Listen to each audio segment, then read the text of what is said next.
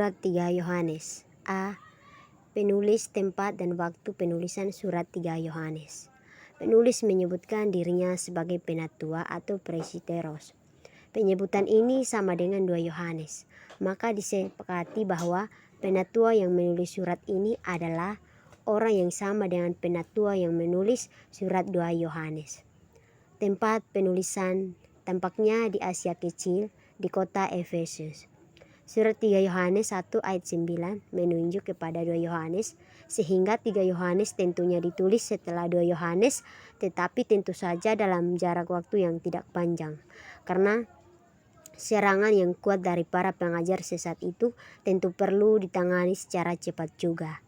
Oleh karena itu, dapat disimpulkan bahwa surat ini ditulis sekitar tahun 100 sampai 110. Nah, bagian B yaitu jemaat yang bingung dengan 2 kepemimpinan yang tidak sejalan. Nah, surat ini dialamatkan kepada seseorang yang bernama Gaius. Itu terdapat dalam surat 3 Yohanes pasal 1. Dalam surat ini Gaius disapa sebagai saudaraku yang kekasih. Itu terdapat dalam surat 3 Yohanes pasal 2, pasal 5 dan juga pasal 11. Nah, nama Gaius kelihatannya telah menjadi nama yang umum dipergunakan pada waktu itu. Misalnya dalam pertama Korintus 1 ayat 14, di sana kita membaca tentang nama Gaius. Nah, dalam rombongan Paulus juga bernama Gaius. Itu terdapat dalam Kisah Para Rasul 19 ayat 29 dan juga pasal 20 ayat 4. Akan tetapi, surat ini tampaknya tidak ditunjukkan kepada Gaius itu. Sulit untuk menentukan siapa Gaius yang dimaksudkan itu. Yang pasti, ia sangat berperan dalam jemaat setempat. Terdapat dalam surat 3 Yohanes pasal 1 ayat 5. Ia dipuji karena menolong para misionaris yang berkeliling dalam jemaat. Itu dalam surat 3 Yohanes pasal 1 ayat 5 sampai 8. Namun demikian, rupanya hubungan sang penatua dengan Diotrefes tidak berjalan mulus. Diotrefes adalah seorang pemimpin jemaat, calon pemimpin yang ambisius yang dikecam oleh sang penatua. Penulis 3 Yohanes pasal 9 sampai 11 karena mempersoalkan otoritas penulis dan menghina orang-orang yang mewakilinya. Diotrefes adalah seorang yang berkepribadian kuat, yang membujuk mayoritas jemaat untuk mendukungnya. Tampaknya ia adalah seorang tua yang mencemooh klaim otoritas kerasulan si penatua. Diotrefes tidak mau mengakui wibawa sang penatua. Diotrefes mungkin merasa terganggu sebagai pemimpin dalam jemaat itu oleh perutusan dari sang penatua. Yang jelas ada sejumlah utusan yang dikirim oleh sang penatua ditolak oleh Diotrefes yang ingin menjadi terkemuka dalam jemaat. Anggota-anggota jemaat yang menerima utusan-utusan itu malah dikucilkan dari jemaat secara umum. Tentu saja tindakan ini membingungkan jemaat.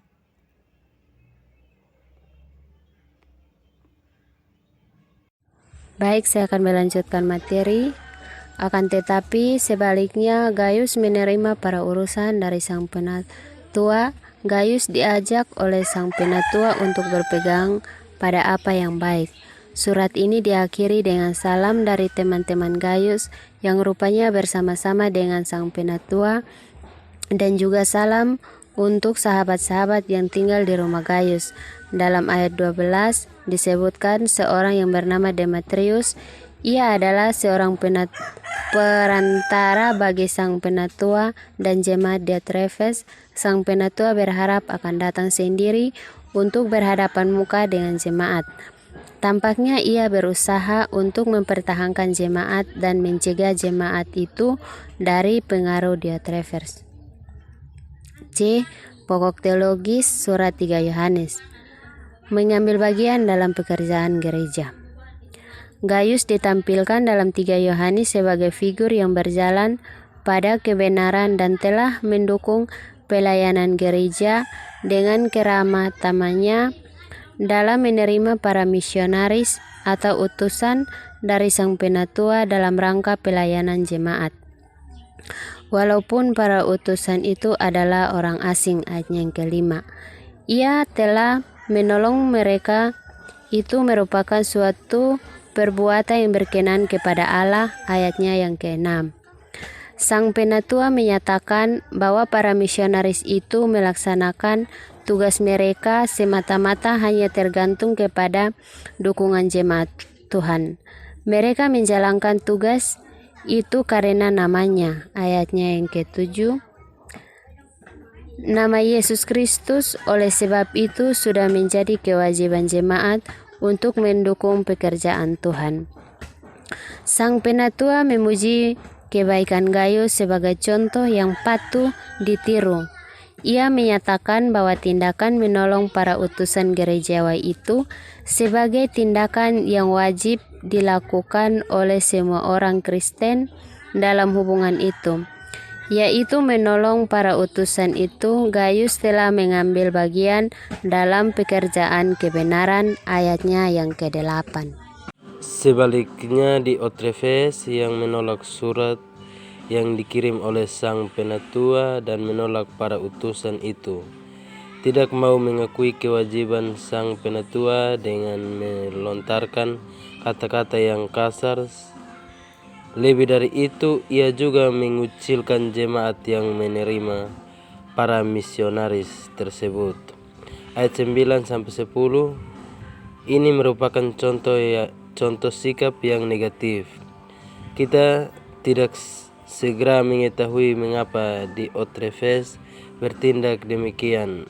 Akan kewibawaan Sang Penatua dalam jemaatnya. Lagi, kemungkinan pertama Diotrefes ingin membebaskan diri dari pengaruh Sang Penatua atas jemaat yang ia layani. Itu dengan berjalannya waktu, pengawasan kehidupan gereja di bawah pengaruh para rasul beralih. Organisasi gereja yang pada awalnya bersifat informal berubah menjadi lebih formal.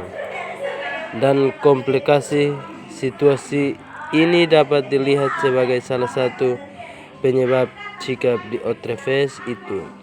Kemungkinan kedua, Diotrefes merasa bahwa kedudukannya sebagai pemimpin gereja setempat ditempati oleh Penatua, sehingga ia berusaha menggagalkan pengaruh itu dengan bersikap konservatif dan reaktif.